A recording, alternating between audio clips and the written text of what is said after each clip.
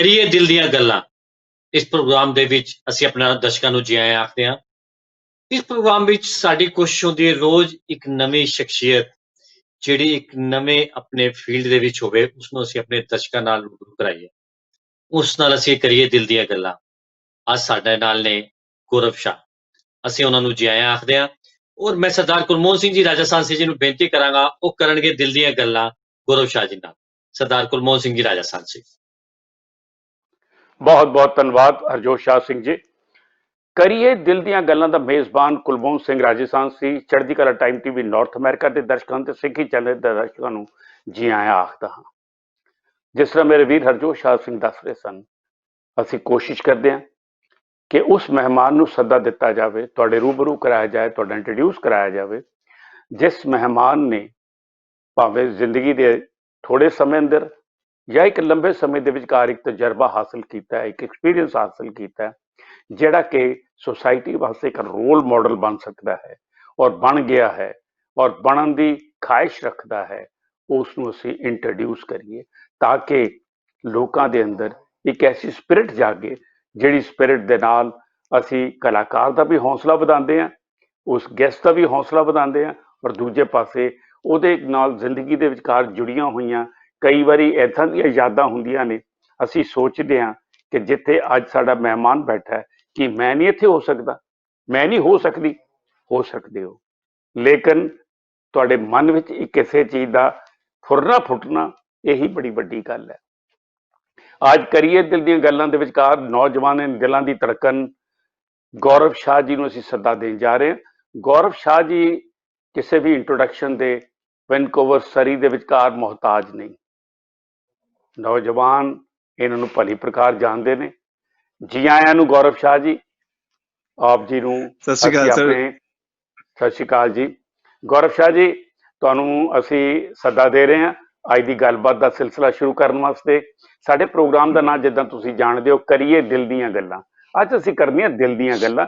ਅਸੀਂ ਤੁਹਾਡੇ ਨਾਲ ਕੋਈ ਇੰਟਰਵਿਊ ਫਾਰਮਲ ਨਹੀਂ ਕਰ ਰਹੇ, ਨਾ ਅਸੀਂ ਕੋਈ ਇਹੋ ਜਿਹੀ ਗੱਲਾਂ ਕਰ ਰਹੇ ਹਾਂ ਜਿਹਦੇ ਨਾਲ ਕਿ ਅਸੀਂ ਤੁਹਾਨੂੰ ਲੱਗੇ ਕਿ ਅਸੀਂ ਕੋਈ ਬੜਾ ਵੱਡਾ ਇੰਟਰਵਿਊ ਦੇਣ ਜਾ ਰਹੇ। ਨਹੀਂ, ਲੇਕਿਨ ਜਿਹੜੀ ਤੁਹਾਡੇ ਦਿਲ ਚੋਂ ਗੱਲ ਨਿਕਲੇਗੀ, ਸੱਚ ਜਾਣਿਓ ਬੜਾ ਵੱਡਾ ਇੰਟਰਵਿਊ ਹੋ ਜਾਏਗਾ।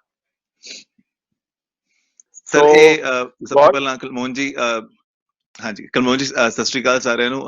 ਨਵੇਂ ਸਾਲ ਦੀਆਂ ਤੁਹਾਨੂੰ ਮੁਬਾਰਕਾਂ, ਪਰਿਵਾਰ ਨੂੰ ਤੇ ਸਾਰੇ ਇਸ ਚੈਨਲ ਨੂੰ ਦੇਖਣ ਵਾਲਿਆਂ ਨੂੰ ਮੁਬਾਰਕਾਂ, ਬਹੁਤ ਬਹੁਤ ਮੁਬਾਰਕਾਂ। Thank you very much.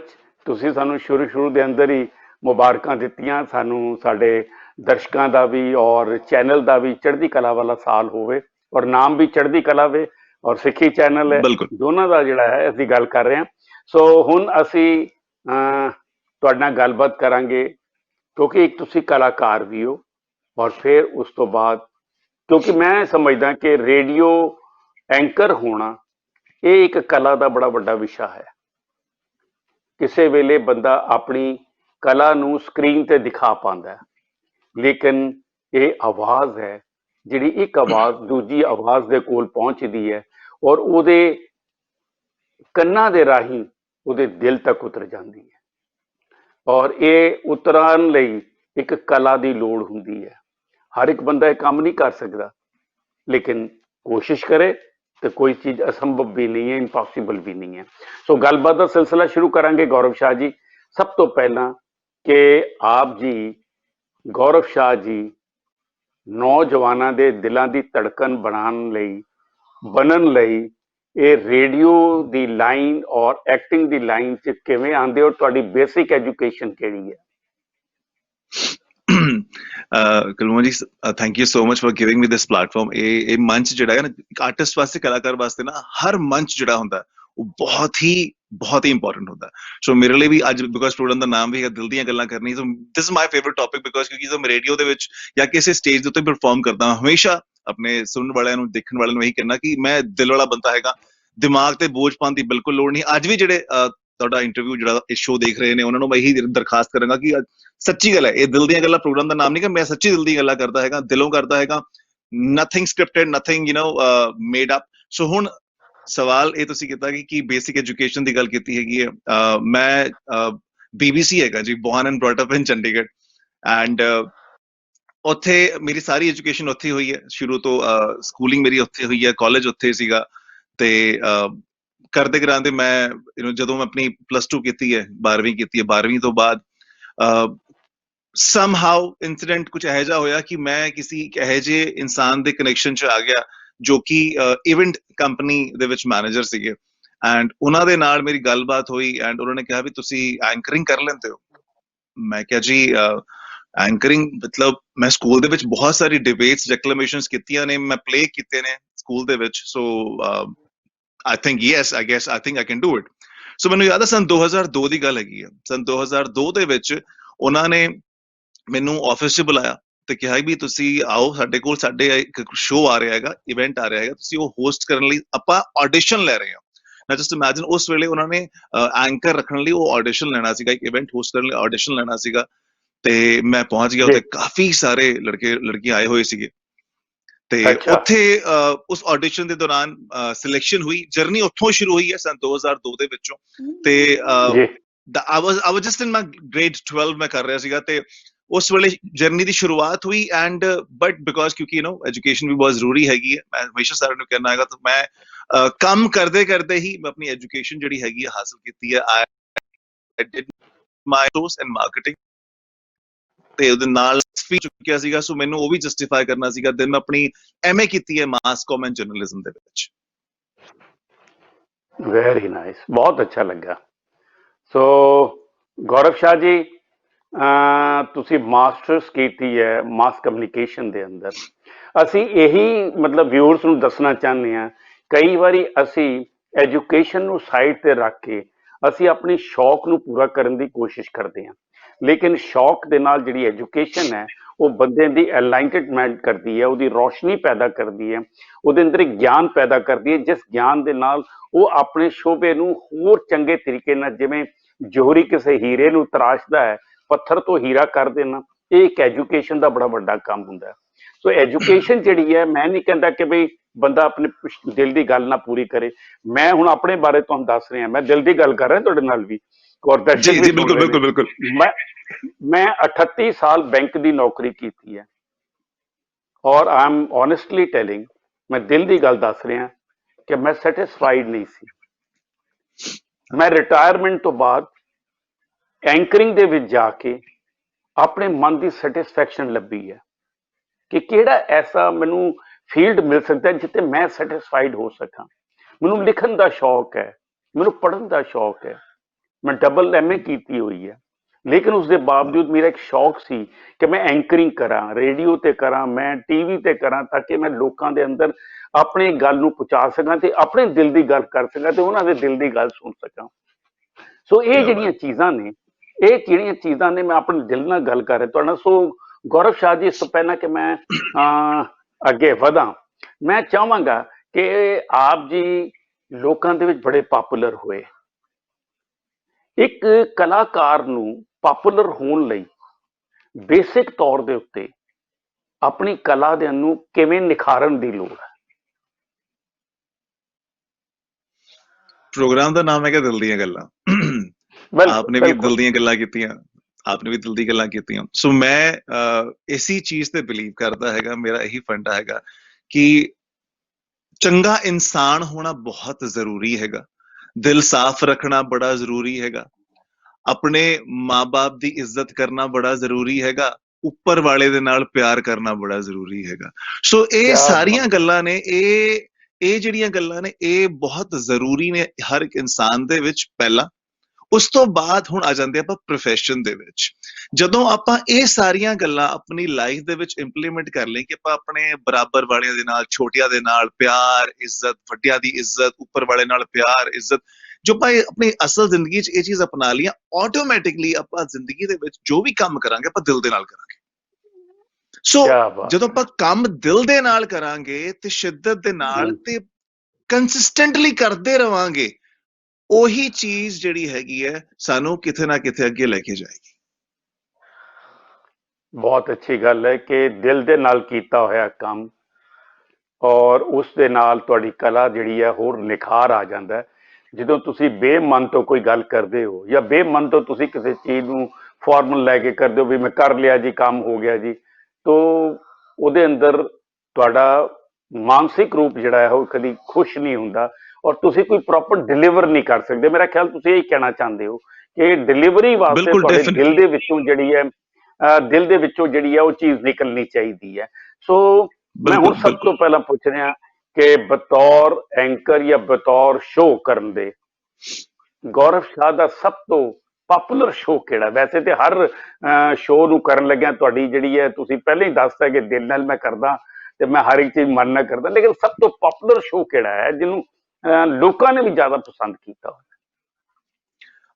ਜੇ ਮੈਂ ਇੰਡੀਆ ਦੀ ਗੱਲ ਕਰਾਂ ਸੋ ਉੱਥੇ ਮੈਂ ਸ਼ੁਰੂਆਤ ਜਿਵੇਂ ਕੀਤੀ ਕਿ ਰੋਡ ਸ਼ੋਜ਼ ਤੋਂ ਸ਼ੁਰੂਆਤ ਕੀਤੀ, ਕੰਪਨੀਜ਼ ਦੇ ਕਾਰਪੋਰੇਟ ਕੰਪਨੀਜ਼ ਦੇ ਰੋਡ ਸ਼ੋਜ਼ ਹੋਇਆ ਕਰਦੇ ਸੀਗੇ ਤੇ ਉਹਨਾਂ ਤੋਂ ਮੈਂ ਸ਼ੁਰੂਆਤ ਕੀਤੀ ਸੀਗੀ।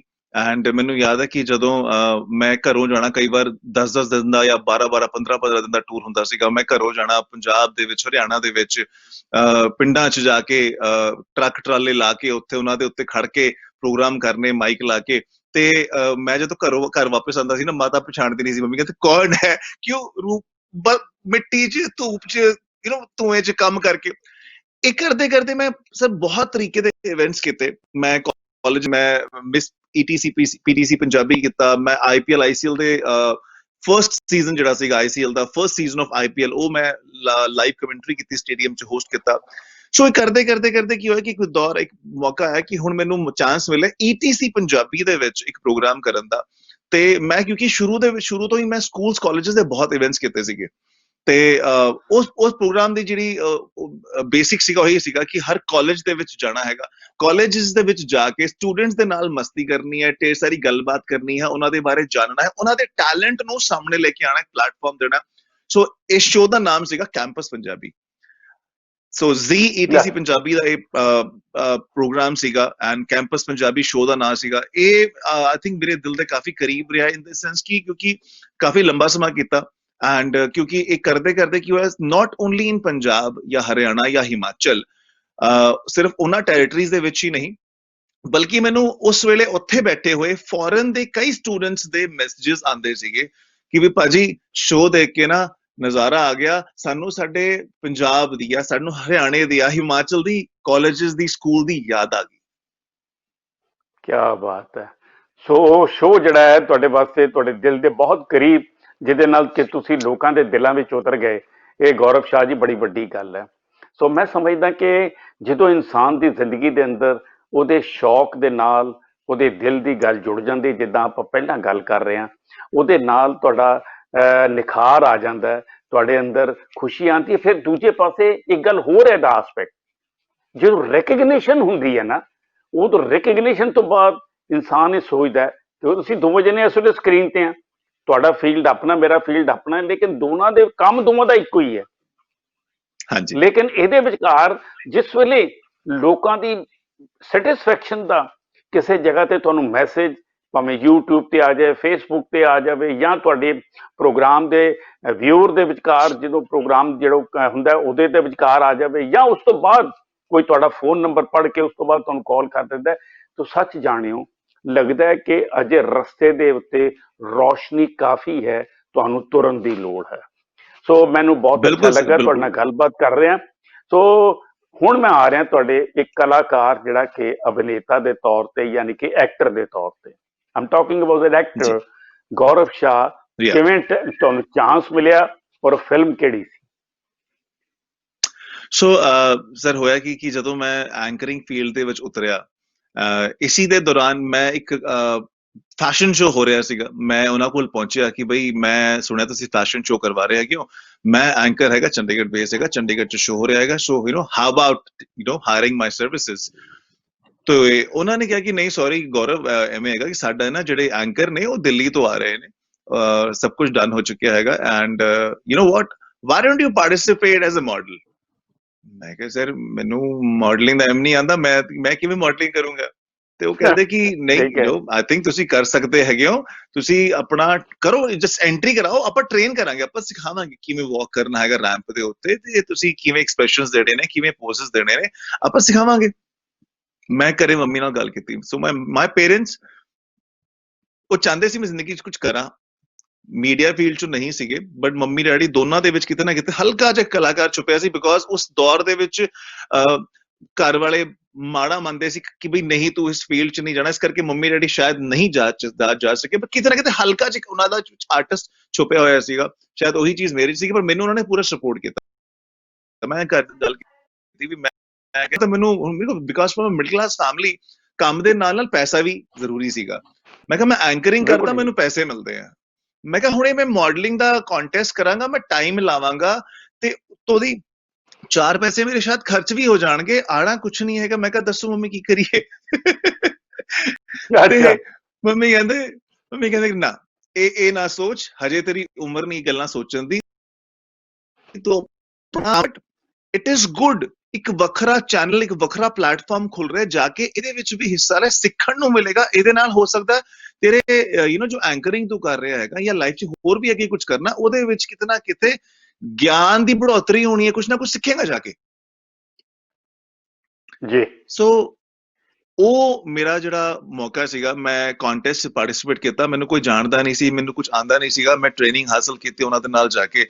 ਤੇ it was basically, if you remember, Lashkara channel ਹੁੰਦਾ ਸੀਗਾ ਉਸ ਵੇਲੇ, ਪੁਰਾਣੇ ਉਸ ਟਾਈਮ ਦੇ ਵਿੱਚ, ਐਂਡ ਲਸ਼ਕਾਰਾ ਚੈਨਲ ਉਹਨੂੰ ਟੈਲੀਵਾਈਜ਼ ਕਰ ਰਿਹਾ ਸੀਗਾ। ਐਂਡ I don't know ਕੀ ਹੋਇਆ, I just won the title, ਮੈਂ ਮਤਲਬ ਕਿ ਮਿਸਟਰ ਨਾਰਥ ਇੰਡੀਆ ਬਣ ਗਿਆ। ਮੈਨੂੰ ਵਿਸ਼ਵਾਸ ਹੀ ਨਹੀਂ ਹੋ ਰਿਹਾ ਸੀਗਾ ਕਿ how is possible, ਤੇ ਉਹ ਹੋਇਆ। ਮੈਂ I won the title of Mr. North India, and ਉੱਥੇ ਹੀ ਇੱਕ ਹੋਰ ਇਨਸਾਨ ਆਏ ਹੋਏ ਸੀ ਜਿਨ੍ਹਾਂ ਨੇ ਕਿਹਾ ਕਿ ਬਈ ਮੈਂ ਇਸ ਤੋਂ ਵੱਡੇ ਲੈਵਲ ਦਾ ਮੈਂ ਮਿਸਟਰ ਨਾਰਥ ਇੰਡੀਆ ਕਰਾ ਰਿਹਾ ਹੈਗਾ। ਤੇ ਉਹ ਇਨਸਾਨ ਸੀ ਕਿ ਜਿਨ੍ਹਾਂ ਦੇ ਸ਼ੋਅ ਦੇ ਵਿੱਚ ਕੰਗਨਾ ਨੇ ਵੀ ਪਾਰਟਿਸਿਪੇਟ ਕੀਤਾ ਸੀਗਾ ਲੋਕਲ ਲੈਵਲ ਤੇ, before going to Bombay, and ਔਰ ਬਹੁਤ ਸਾਰੇ ਵੱਡੇ ਮਾਡਲਸ, ਐਕਟਰਸ ਉਹਨਾਂ ਦੇ ਸ਼ੋਅ 'ਚ ਪਾਰਟਿਸਿਪੇਟ ਕਰ ਚੁੱਕੇ ਸੀਗੇ। ਸੋ ਹੁਣ ਮੇਰਾ ਕੌਨਫੀਡੈਂਸ ਥੋੜਾ ਜਿਹਾ ਹੋਰ ਵੱਧ ਗਿਆ ਸੀਗਾ। ਮੈਂ ਕਿਹਾ ਯਾਰ I think maybe I should do this one also, ਕਿਉਂਕਿ ਇੱਥੇ ਮੈਨੂੰ ਇੰਨਾ ਸਿੱਖਣ ਨੂੰ ਮਿਲੇਗਾ, ਜੇ ਮੈਂ ਇਹ ਕਰਾਂਗਾ ਤਾਂ ਮੈਨੂੰ ਕੀ ਕੁਝ ਸਿੱਖਣ ਨੂੰ ਮਿਲੇਗਾ।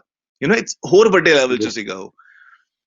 ਤੇ ਪਾਰਟਿਸਿਪੇਟ ਕੀਤਾ, and I don't know, by the grace of God, ਰੱਬ ਨੇ ਲਿਖੀ ਹੋਈ ਸੀਗੀ, I became the title winner of that show also. So I was Mr. North India twice. ਬਸ ਉਹ ਜਿਹੜਾ ਮਿਸਟਰ ਨਾਰਥ ਇੰਡੀਆ ਦਾ ਟਾਈਟਲ ਸੀਗਾ, ਉਹਦੇ ਨਾਲ ਕੀ ਹੋਇਆ, ਉਹਦੇ ਨਾਲ ਮੇਰੇ ਇੱਕ ਟੈਗ ਲੱਗ ਗਿਆ। ਐਂਡ ਉਸ ਟੈਗ ਦੇ ਨਾਲ ਕੀ ਹੋਇਆ ਕਿ ਮੈਨੂੰ ਲੋਕਲ ਜਿਹੜੇ ਡਾਇਰੈਕਟਰ ਸੀਗੇ ਜੋ ਮਿਊਜ਼ਿਕ ਵੀਡੀਓਜ਼ ਸ਼ੂਟ ਕਰਦੇ ਸੀਗੇ, ਉਹਨਾਂ ਨੇ ਅਪਰੋਚ ਕਰਨਾ ਸ਼ੁਰੂ ਕੀਤਾ। ਉੱਥੋਂ ਦੀ ਮਿਊਜ਼ਿਕ ਵੀਡੀਓਜ਼ ਸ਼ੁਰੂ ਹੋਏ। ਮਿਊਜ਼ਿਕ ਵੀਡੀਓਜ਼ ਦੇ ਨਾਲ ਮੈਂ ਫਿਰ ਲੋਕਲ ਚੈਨਲਸ ਲਈ ਐਪੀਸੋਡਿਕ ਮੈਂ ਟੈਲੀਵਿਜ਼ਨ ਸ਼ੋਜ਼ ਸ਼ੁਰੂ ਕੀਤੇ। ਕਰਦੇ ਕਰਾਂਦੇ ਹੋਏ ਇੱਕ ਦੌਰ ਆਇਆ ਕਿ ਮੈਂ ਬੰਬੇ ਵੀ ਗਿਆ, ਉੱਥੇ ਵੀ ਮੈਂ ਕੁਝ ਸ਼ੋਜ਼ ਦੇ ਵਿੱਚ ਮੈਂ ਕੰਮ ਕੀਤਾ, ਟੈਲੀਵਿਜ਼ਨ ਸ਼ੋਜ਼ ਦੇ ਵਿੱਚ ਕੰਮ ਕੀਤਾ, ਜਿਵੇਂ ਕਿ CID, ਅਦਾਲਤ, ਆਹਟ, ਐਪੀਸੋਡਿਕ ਕੰਮ ਸੀਗੇ, ਉਹਨਾਂ ਵਿੱਚ ਕੰਮ ਕੀਤਾ ਜਾ ਕੇ। ਐਂਡ ਦੈਨ ਇੱਕ ਚੈਨਲ ਸੀਗਾ NDTV ਦਾ, ਇਮੈਜਿਨ ਸ਼ੋਬਿਜ਼, ਉਹਦੇ ਵਿੱਚ ਲਾਈਵ ਐਂਕਰਿੰਗ ਦਾ ਮੌਕਾ ਮਿਲਿਆ। ਮੈਂ ਕਾਫੀ ਮਹੀਨੇ ਮੈਂ ਉਹ ਲਗਾਤਾਰ ਕੀਤਾ। And then I got a chance in a documentary film ਸੀਗੀ, ਪਿਥੌਰਾਗੜ੍ਹ ਕਰਕੇ ਇੱਕ ਜਗ੍ਹਾ ਹੈਗੀ ਹੈ, ਉਹਦੇ ਉੱਤੇ ਇੱਕ ਡਾਕੂਮੈਂਟਰੀ ਫਿਲਮ ਬਣਦੀ ਸੀਗੀ। ਐਂਡ ਹਰੀਸ਼ ਸ਼ਰਮਾ ਜੀ ਉਸ ਫਿਲਮ ਨੂੰ ਡਾਇਰੈਕਟ ਕਰ ਰਹੇ ਸੀਗੇ, who was basically a very good popular PR person, PR company ਉਹਨਾਂ ਦੀ ਸੀਗੀ ਉਹ, HS ਕਮਿਊਨੀਕੇਸ਼ਨ ਦੇ ਨਾਮ ਦੇ ਨਾਲ। ਉਹਨਾਂ ਨੇ ਆਡੀਸ਼ਨ ਰੱਖੇ, ਮੈਂ ਉੱਥੇ ਗਿਆ, ਉਹਦੇ 'ਚ ਸਿਲੈਕਸ਼ਨ ਹੋਇਆ। ਇੱਕ ਬਹੁਤ ਹੀ ਉਮਦਾ ਕਲਾਕਾਰ ਨੇ, ਹੇਮੰਤ ਪਾਂਡੇ ਜੀ, ਜੋ ਕਿ ਆਫਿਸ ਸੀਐਲ ਦੇ ਵਿੱਚ, ਕ੍ਰਿਸ਼ ਫਿਲਮ ਦੇ ਵਿੱਚ ਰਿਤਿਕ ਰੋਸ਼ਨ ਦੇ ਫਰੈਂਡ, ਉਸ ਫਿਲਮ ਦੇ ਵਿੱਚ ਸੀਗੇ ਸਾਡੇ ਨਾਲ। ਐਂਡ ਉਸ ਫਿਲਮ ਦੇ ਵਿੱਚ one of the lead role ਕਰਨ ਦਾ ਮੌਕਾ ਮਿਲਿਆ। ਬਟ ਬਿਕੋਜ਼ ਕਿਉਂਕਿ ਡਾਕੂ ਫਿਲਮ ਸੀਗੀ, ਉਸਦੀ ਇੰਨਾ ਕਮਰਸ਼ੀਅਲ ਉਹਦਾ ਲੈਵਲ ਨਹੀਂ ਸੀਗਾ, ਲੇਕਿਨ ਉਹ ਫਿਲਮ ਬਕਾਇਦਾ ਚੰਡੀਗੜ੍ਹ, ਪੰਜਾਬ, ਦਿੱਲੀ ਏਰੀਆ ਦੇ ਵਿੱਚ ਰਿਲੀਜ਼ ਵੀ ਕੀਤੀ ਗਈ ਸੀਗੀ। ਸੋ ਉਹ ਮੇਰਾ ਪਹਿਲਾ ਕਹਿ ਲਓ ਕਿ ਵਧੀਆ ਇੱਕ ਐਕਟਿੰਗ, ਅੱਛੇ ਲੈਵਲ ਦਾ ਐਕਟਿੰਗ ਦਾ ਮੇਰਾ ਮੌਕਾ ਸੀਗਾ। ਲੋਕਲ ਲੈਵਲ ਮੈਂ ਕਾਫੀ ਕਰ ਚੁੱਕਿਆ ਸੀਗਾ। ਐਂਡ ਦੈਨ ਉਹ ਕਰਦੇ ਕਰਾਂਦੇ ਹਜੇ ਮੌਕੇ ਹੋਰ ਸ਼ਾਇਦ ਆਣੇ ਸੀਗੇ, ਬਟ ਦੈਨ ਮੇਰੀ ਡੈਸਟਨੀ ਜਿਹੜੀ ਸੀਗੀ ਸਨ 2013 ਦੇ ਵਿੱਚ ਮੈਨੂੰ ਕੈਨੇਡਾ ਲੈ ਕੇ ਆਈ।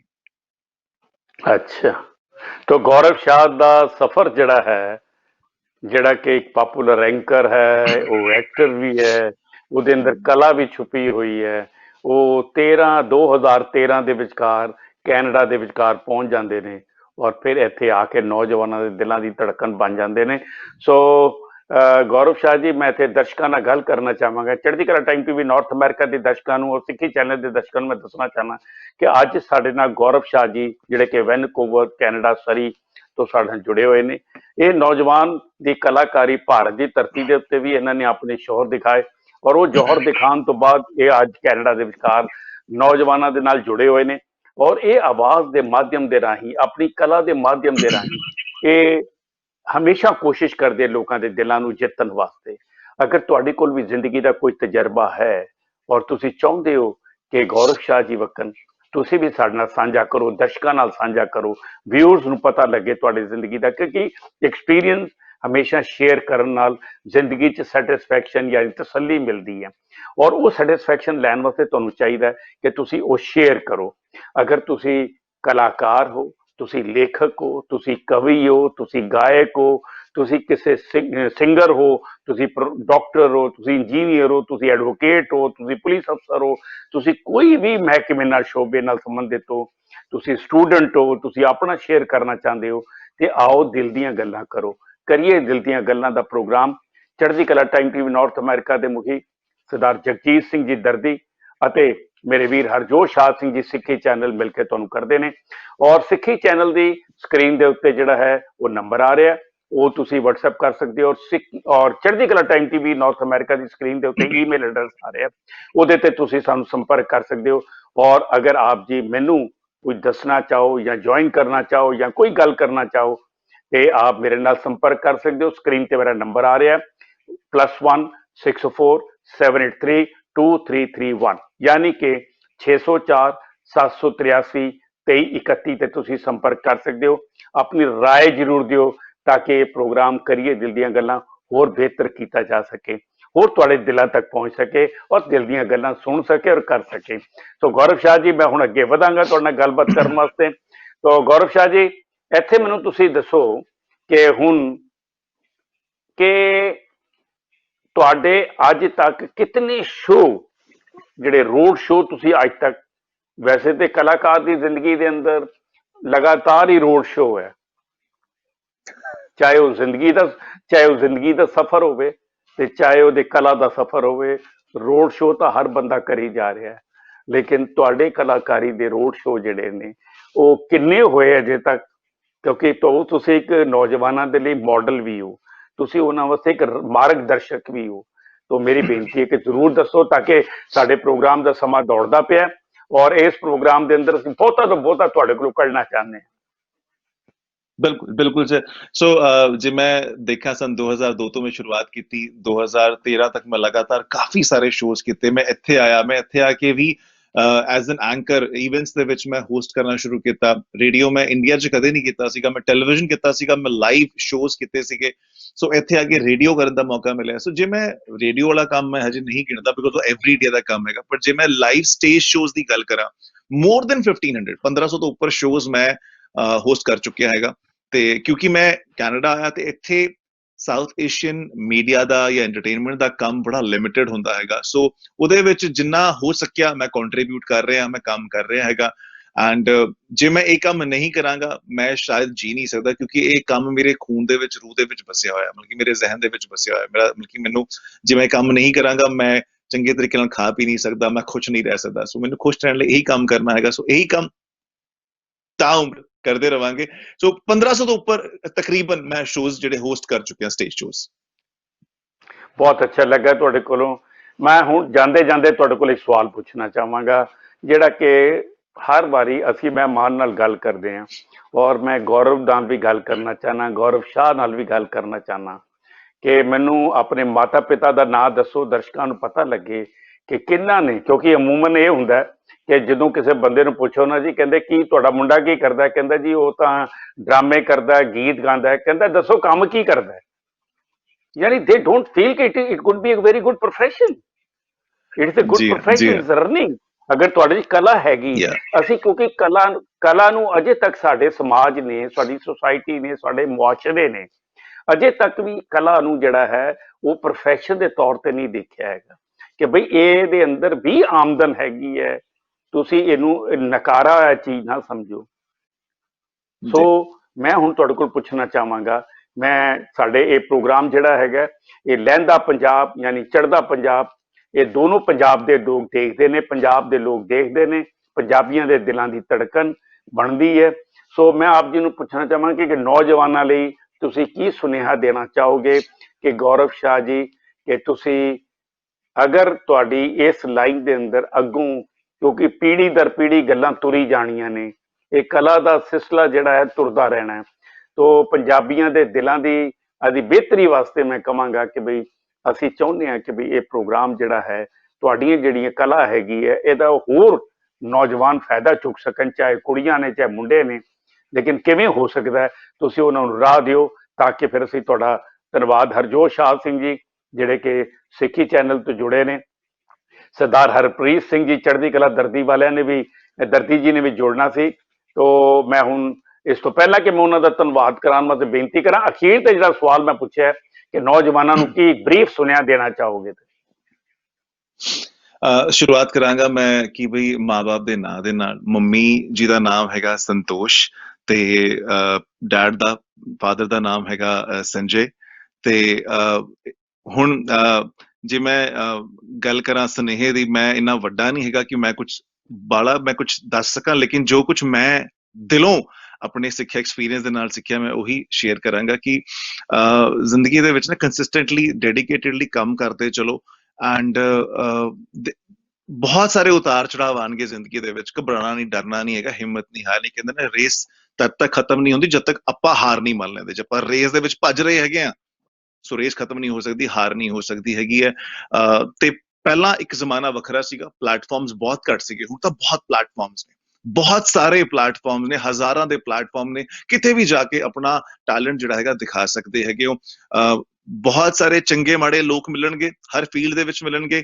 ਘਬਰਾਣਾ ਨਹੀਂ ਹੈਗਾ, ਡਰਨਾ ਨਹੀਂ ਹੈਗਾ ਕਿ ਇਹ ਸੋਚ ਕੇ ਕਿ ਯਾਰ ਇਸ ਫੀਲਡ ਦੇ ਵਿੱਚ ਸਾਨੂੰ ਮਾੜਾ ਐਕਸਪੀਰੀਅੰਸ ਹੋ ਗਿਆ, ਹੁਣ ਆਪਾਂ ਇਹ ਨਹੀਂ ਕਰਨਾ। ਨਹੀਂ, ਜੇ ਆਪਾਂ ਇਹ ਕਰਨਾ ਹੈਗਾ।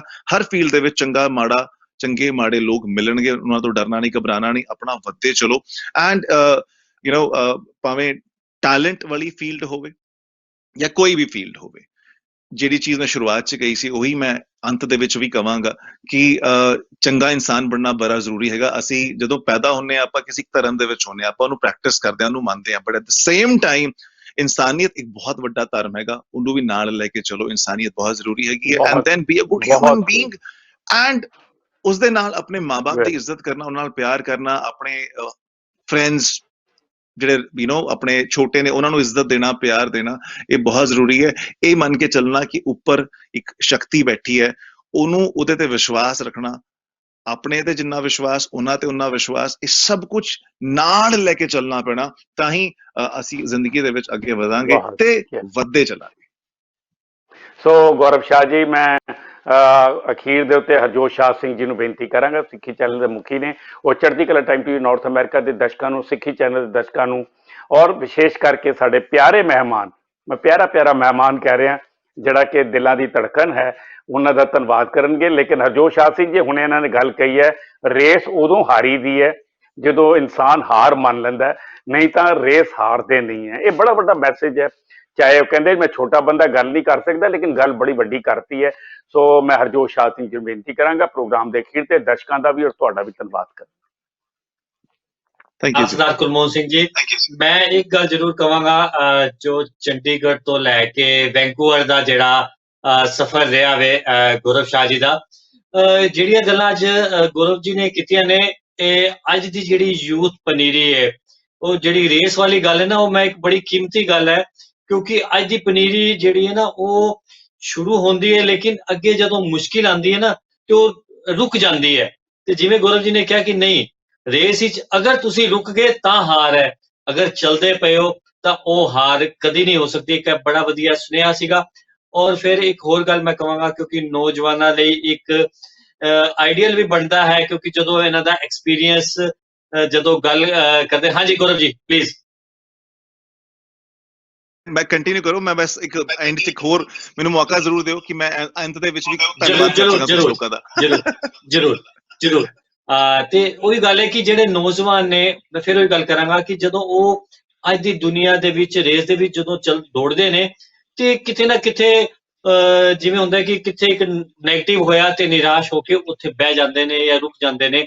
ਉਹਨਾਂ ਵਾਸਤੇ ਗੌਰਵ ਜੀ ਇੱਕ ਬਹੁਤ ਵੱਡਾ ਐਗਜ਼ਾਮਪਲ ਨੇ। ਮੈਂ ਇਹਨਾਂ ਨੂੰ ਵਧਾਈ ਦਿਆਂਗਾ ਔਰ ਗੁਰੂ ਸਾਹਿਬ ਅੱਗੇ ਅਰਦਾਸ ਵੀ ਕਰਾਂਗਾ ਕਿ ਇਹਨਾਂ ਨੂੰ ਇੰਨੀ ਤਾਕਤ, ਚੜ੍ਹਦੀ ਕਲਾ ਬਖਸ਼ਣ। ਜਿਵੇਂ ਇਹ ਨੌਜਵਾਨਾਂ ਦੇ ਦਿਲਾਂ ਦੀ ਧੜਕਣਾਂ ਬਣੀਆਂ ਹੋਈਆਂ ਨੇ, ਨੌਜਵਾਨਾਂ ਲਈ ਇੱਕ ਮੈਸੇਂਜਰ ਬਣ ਕੇ ਇੱਕ ਚੰਗੇ ਮੈਸੇਜ ਜਿਵੇਂ ਅੱਜ ਨੇ ਉਹ ਵੀ ਦਿੰਦੇ ਰਹਿਣ। ਆਖਿਰ 'ਚ ਮੈਂ ਗੌਰਵ ਜੀ ਨੂੰ ਕਹਾਂਗਾ ਕੁਝ ਕਹਿਣਾ ਚਾਹ ਰਹੇ ਸੀ, ਪਲੀਜ਼ ਗੌਰਵ ਜੀ। ਸਰ ਇਹੀ ਮੈਂ ਕਹਿਣਾ ਚਾਹਾਂਗਾ, ਬਿਲਕੁਲ ਜਿਹੜੀ ਗੱਲ ਤੁਸੀਂ ਛੇੜੀ ਹੈਗੀ ਉਹਦੇ ਵਿੱਚ ਤੱਤ ਇਹੀ ਨਿਕਲਦਾ, ਜਿਹੜੇ ਮੈਂ ਐਗਜ਼ੈਕਟ ਵਰਡ ਕਹਿਣਾ ਭੁੱਲ ਗਿਆ, ਉਹ ਇਹ ਸੀਗਾ ਕਿ ਪੇਸ਼ੈਂਸ ਜਿਹੜੇ ਨੇ ਉਹ ਬਹੁਤ ਜ਼ਰੂਰੀ ਨੇ। ਕਿਸੇ ਵੀ ਫੀਲਡ 'ਚ ਜਾਈਏ, ਪੇਸ਼ੈਂਸ ਨਹੀਂ ਲੂਜ਼ ਕਰਨਾ, ਕਦੇ ਕੋਈ ਗਲਤ ਕਦਮ ਨਹੀਂ ਚੱਕਣਾ, ਗਲਤ ਕੰਮ ਨਹੀਂ ਕਰਨਾ, ਕਿਉਂਕਿ ਲੋਕੀ ਬਹੁਤ ਉਕਸਾਣਗੇ ਕਿ ਹਾਂ ਆਹ ਨਹੀਂ ਹੋ ਰਿਹਾ, ਆਹ ਕਰ ਲਓ, ਗਲਤ ਲੋਕੀ ਵੀ ਆਣਗੇ ਲਾਗੇ, ਤਾਂ ਕਿ ਨੈਗੇਟਿਵ એનર્ਜੀਜ਼ ਆਣਗੀਆਂ, ਉਹਨਾਂ ਨੂੰ ਬਿਲਕੁਲ ਪਰੇ ਰੱਖੋ। ਤੇ ਇਹੀ ਮੈਂ ਕਹਿਣਾ ਚਾਹੁੰਦਾ ਸੀ ਕਿ ਬਈ ਜਦੋਂ ਮੈਂ ਕੈਨੇਡਾ ਆਇਆ, ਸੋ ਇੱਥੇ ਹੁਣ ਮੈਂ ਸਪਾਈਸ ਰੇਡੀਓ 12 ਸ਼ੋ ਜਿੱਥੇ ਮੈਂ ਕੰਮ ਕਰ ਰਿਹਾ, ਉੱਥੇ ਸੁਸ਼ਮਾ ਜੀ ਨੇ, ਉਹਨਾਂ ਨੂੰ ਮੈਂ ਧੰਨਵਾਦ ਜ਼ਰੂਰ ਕਰਨਾ ਚਾਹਾਂਗਾ ਕਿ ਥੈਂਕ ਯੂ ਸੋ ਮਚ ਮੈਨੂੰ ਮੌਕਾ ਦਿੱਤਾ। And at the same time ਆਉਣ ਵਾਲੇ ਟਾਈਮ ਦੇ ਵਿੱਚ ਮੈਂ ਹਰਭਜਨ ਮਾਨ ਜੀ ਦੇ ਨਾਲ ਇੱਕ ਫਿਲਮ ਕੀਤੀ ਹੋਈ ਹੈ, ਹਜੇ ਇੱਥੇ ਹੀ ਸ਼ੂਟ ਕੀਤੀ ਸੀ ਆਪਾਂ। ਫਿਲਮ ਦਾ ਨਾਮ ਹੈਗਾ PR, ਉਹ ਵੀ ਰਿਲੀਜ਼ ਹੋਣ ਵਾਲੀ, ਕੋਵਿਡ ਦੇ ਦੌਰ ਕਰਕੇ ਬਈ ਉਹ ਫਿਲਮ ਜਿਹੜੀ ਸੀਗੀ ਉਹ ਹਜੇ ਹੋਲਡ ਤੇ ਪਈ ਹੈ, ਐਂਡ ਉਹ ਵੀ ਆਉਣ ਵਾਲੀ ਹੈਗੀ। ਚਲ ਬਹੁਤ ਅੱਛਾ ਲੱਗਾ ਜੀ। ਅਸੀਂ ਉਹਦੇ ਲਈ, ਉਸ ਫਿਲਮ ਲਈ ਸ਼ੁਭਕਾਮਨਾਵਾਂ, ਬਹੁਤ ਬਹੁਤ ਧੰਨਵਾਦ ਜੀ। ਸਤਿ ਸ਼੍ਰੀ ਅਕਾਲ ਜੀ।